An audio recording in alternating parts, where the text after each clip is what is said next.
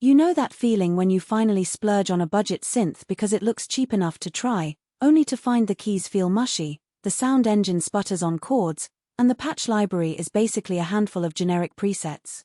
I've seen a lot of friends regret that shortcut, especially when they end up spending even more time trying to coax something decent out of a piece of gear that simply wasn't built for serious work. That's why I wanted to start this review by asking, does the Yamaha Montage M8X actually feel like a smarter buy, or is it just another pricey toy that looks impressive on paper? Link is in the description if you want to check the product details on Amazon. First off, the hesitation most buyers feel with a flagship workstation like this isn't just about the $3,000 plus price tag.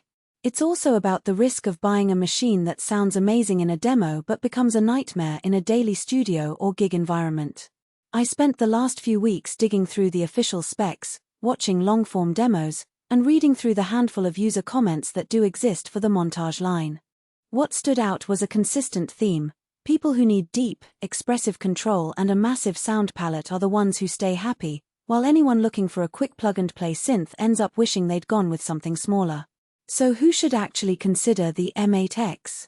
If you're a touring keyboardist who wants to switch from a soaring pad to a gritty bass and then to a delicate piano without a noticeable glitch, the seamless sound switching and 400-note polyphony are game-changers.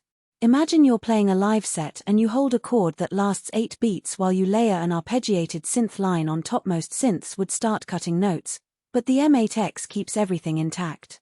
That's a real-world scenario where the hardware's capacity prevents you from having to re-trigger parts or sacrifice notes on the fly. Another strong use case is studio composition, where you layer multiple virtual instruments in a single track.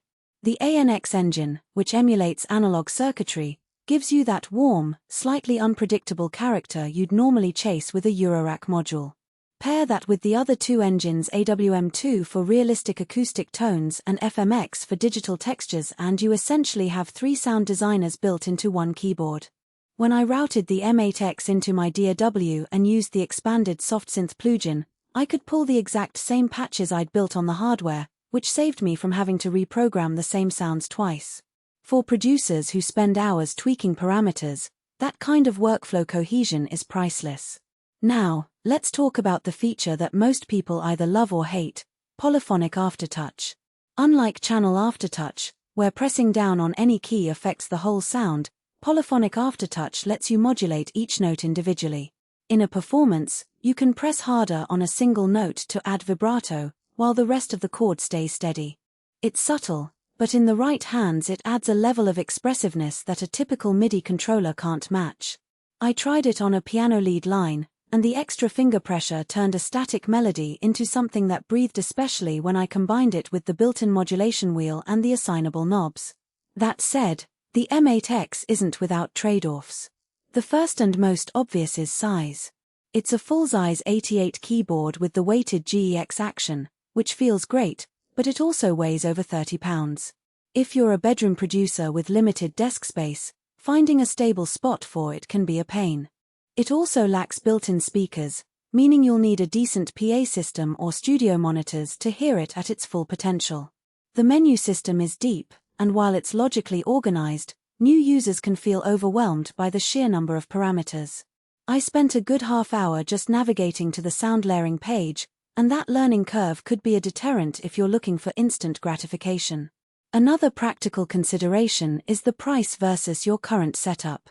If you already own a solid workstation, say a Korg Kronos or a previous generation Yamaha Montage, you'll probably see diminishing returns. The M8X shines when it replaces a collection of smaller synths or when you need the polyphonic aftertouch that older models lack. For someone starting out, buying a mid-range synth like the Roland Junards or a Moog Sub 37 and supplementing with a software bundle might give a better cost-to-feature ratio. Let's break down the strengths in everyday language. The 400-note polyphony means you can stack multiple layers, use long reverb tails, and still have room for complex arpeggiators without choking the sound. The seamless sound switching eliminates the dreaded pop you hear when changing patches mid-performance, which is a huge confidence boost on stage. The ANX engine's analog modeling is surprisingly warm.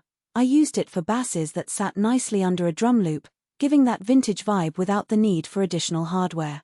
And the expanded SoftSynth plugin means you can take those patches into Ableton, Logic, or Cubase, ensuring the M8X